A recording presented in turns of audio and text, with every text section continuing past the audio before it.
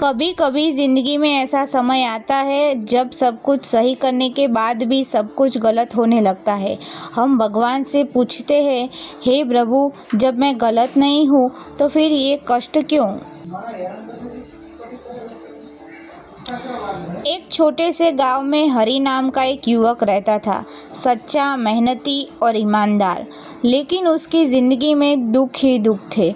कभी काम में असफलता, कभी अपनों के ताने और कभी मन का डर। हर रात वह सोचता, क्या भगवान मुझे देख नहीं रहे? एक दिन बहुत टूटकर हरि मंदिर पहुंचा। आंखों में आंसू थे और दिल में सवाल। उसने भगवान से कहा, हे प्रभु, मैं सही रास्ते पर हूँ, फिर भी इतनी परीक्षाएं क्यों? मंदिर में एक दीपक जल रहा था। बाहर तेज हवा थी, चारों ओर अंधेरा। तभी पुजारी जी ने शांत स्वर में कहा, बेटा, क्या तुम इस दीपक को देख रहे हो?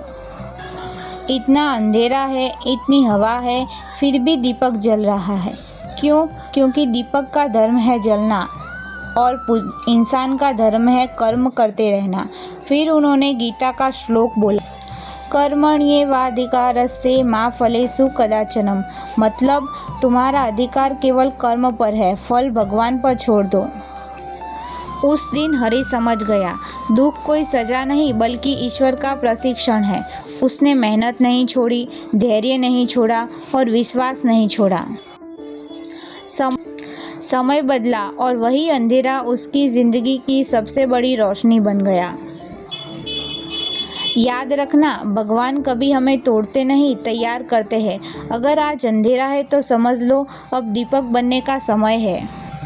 अगर ये कहानी आपके दिल तक पहुंची हो तो इसे किसी अपने के साथ शेयर करें, क्योंकि आज किसी और को भी रोशनी की ज़रूरत हो सकती है।